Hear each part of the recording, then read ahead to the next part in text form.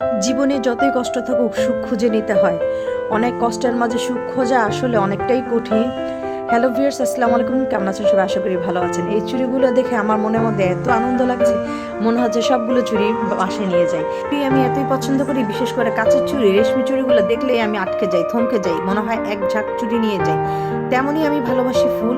আজ Valentine day, তো ভালোবাসা ভালোবাসা আর ভালোবাসায় হবে আজকে।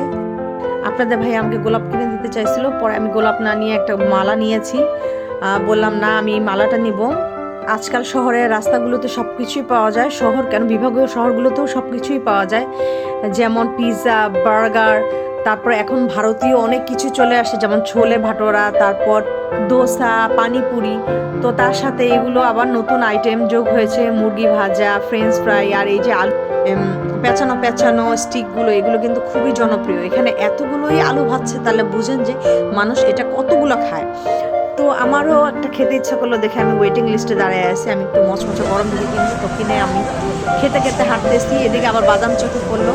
আসলে বাদামও খুবই জনপ্রিয়। আমার মেয়ের আবার ঝালমুড়ি খুব পছন্দ, সে ঝালমুড়ি খেতে চাইলো, ওকে ঝালমুড়ি খেতে দিলাম। আরেকটা দোকান দেখলাম, সেখানে হোমমেড জিনিস খাবার বিক্রি করতেছে। আর এই যে স্মাইলি ফেসগুলো, খুবই ইমোজিগুলো খুবই ভালো লাগে।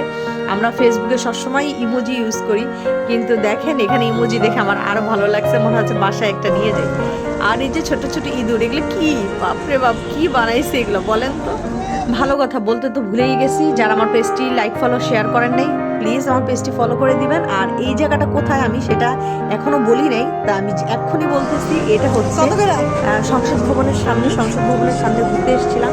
আর এই গরম গরম ভুট্টা, শীতের তো একেবারেই ছাড়া চলেই না। তো এত কিছু তো আমার একদিনে খাওয়া সম্ভব না। তো আমি ভাবছি আরেকদিন আসবো ঘুরতে, আর সব কিছু আপনাদের দেখাই দিচ্ছি, জানি আপনারাও এসে কোনোটাই জানি মিস করেন না। আপনাদের পছন্দ অনুযায়ী যা যা প্রয়োজন তা তা কিনতে পারেন, খেতে পারেন। অনেকটাই মেলা মেলা ফেস্টিভ টাইপের। এই যে আমি বাদাম কিনে বাদাম খেয়ে খেয়ে হাঁটছি। ছোলার বুট বিক্রি করতেছিল আমার মেয়ে। ছোলার দেখে বললো, আম্মু একটু ছোলার ঝালমুড়ি খাবো। তো আমরা তো ঝাল খাই না। মামাকে বললাম, মামা ঝাল দিয়েন না, একটু কম ঝাল দিয়ে বানায়েন, কারণ হচ্ছে আমার মেয়ে বা ছেলে দুজনেই ঝাল খেতে পারে না খুব একটা, কিন্তু ঝালমুড়ি খেতে খুবই পছন্দ করে। তো আমি ঝালমুড়ি নিচ্ছে, আর আমি ফাঁকে ফাঁকে চলে গেলাম জুয়েলারি আইটেমগুলো দেখতে। খুব সুন্দর সুন্দর পুঁতির মালাগুলো বিক্রি করে। তো আমার এখানে কিন্তু লাল স্টোন আর ওই যে পার্লের সেটটা খুব পছন্দ হয়েছে। আপনাদের ভাইকে বললাম, ভাই বললো থাক, এত রাতে এখন আর এগুলা কেনার দরকার নেই। দেখছেন কিচ্ছু কিনে দিতে চায় না, কি আর বলবো। সব জামাই কি একই রকম হয়? আমাকে একটু বলবেন তো। তো আমার এই ছেলেটার হাতে ঝালমুড়ি পৌঁছে গেছে, তো ও ঝালমুড়ি খাচ্ছে। ঝালমুড়ি দাঁড়ায় খাবে কীভাবে, এই জন্য বসে পড়ছে। এই যে দেখেন, সংসদ ভবনের সামনে এরকম কতগুলো কাপল কাপল বসে রয়েছে। কি শান্তি, তাই না? একটা সময় ছিল যখন আমিও আপনার ভাইয়ার সাথে সংসদ ভবনের সামনে বসেছিলাম। ঘোড়াগুলো হয়রান হয়ে গেছে, ঘুরতে ঘুরতে ওদেরকে খেতে দিয়েছে। আর অজিহা এই যে দাঁড়ায় দাঁড়ায় দেখতেছে ঘোড়া কি খায়। তো বাসায় ফিরতেই আমার ওয়াসিফের জন্য ওর আব্বু একটা গিফট নিয়ে আসছে। তো গিফটটা হচ্ছে পেঙ্গুইন। এই পেঙ্গুইনটা কিন্তু ছোটোবেলা আমরা অনেক খেলছি।